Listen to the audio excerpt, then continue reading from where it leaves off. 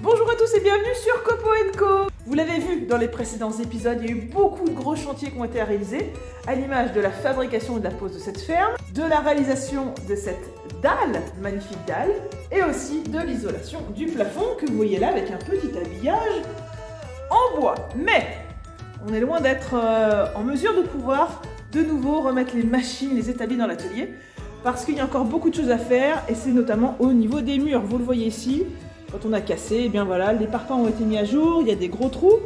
Il y a aussi des gros décrochés qui ont été faits lors du cassage de la précédente dalle. Donc l'idée, ça va être de reboucher tout ça. Vous voyez, il y a aussi des trous en hauteur, il y a pas mal de petites choses disgracieuses à régler avec un mortier fibré spécifique. On va profiter du fait qu'il n'y a pas grand-chose pour, en ce moment, eh bien, mettre un bon coup de brosse, un bon coup de nettoyage. Mais vous voyez là, ça là, tout ça là, c'est pas du tout compatible avec le fait de mettre un nettoyeur haute pression sur les murs. Donc voilà, je vais tout supprimer, à l'exception de ces deux choses-là. Mais là, il y a quand même un petit peu de temps à y passer. Donc c'est parti, on démonte, on nettoie, on récure, et après, on peint.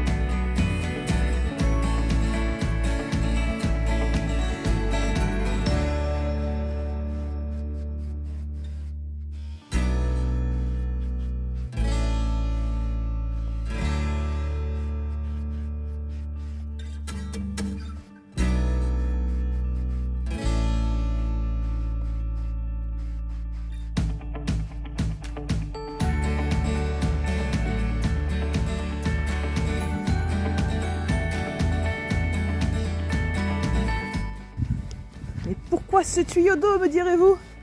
Eh bien parce que c'est pas le printemps, mais on va faire le ménage quand même. Je vous explique. Bon, quelques préparatifs ont été faits. J'ai calfeutré du coup ce qui devait rester, comme prévu.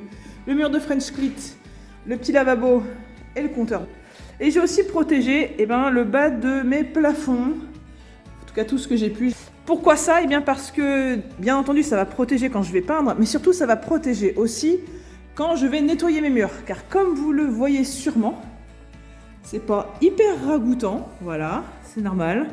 C'est un atelier, hein, donc il y avait pas mal de saleté au mur, que ce soit dans la partie que j'occupais et surtout dans la partie ancienne qui est ici, qui servait à l'époque de stockage. Donc on le voit, il y a de la poussière, il y a de la crasse, enfin, voilà, c'est vraiment pas super propre. Et avant d'appliquer de la peinture, si on veut que ça tienne, il faut quand même une surface qui soit en bon état. Ça me permettra aussi de nettoyer toute la petite poussière qu'il y a dans tous ces petits trous là, vous voyez, ou dans quelques temps, je vais être amenée à reboucher, à mettre du mortier. Alors évidemment, s'il y a plein de poussière, ça va moins bien accrocher. Donc l'idée, c'est de mettre tout ça propre pour que la surface, elle soit vraiment en bon état. Et même en bas, que je puisse après refaire une surface un peu plus acceptable. Donc j'ai sorti mon petit nettoyeur haute pression. Ça va me permettre de faire tomber toutes les saletés, désincruster le plus possible. Et puis ça me permettra aussi, j'ai préparé la petite raclette là-bas, eh bien d'enlever toutes les saletés qui sont au sol et de vraiment bien nettoyer pour avoir une surface propre.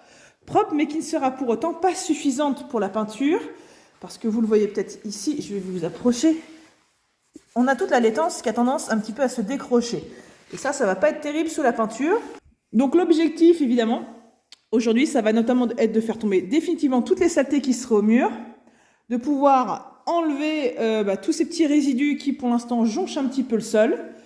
Et puis après, quand tout ça sera bien propre, eh bien, je viendrai appliquer un produit qui vient de chez Sicile Pro, qui me permettra justement de résoudre ce problème de laitance et qui me permettra de l'enlever pour ensuite avoir une surface qui va être totalement opérationnelle pour accueillir la peinture après un petit délai de séchage. Allez, on branche l'eau et on nettoie.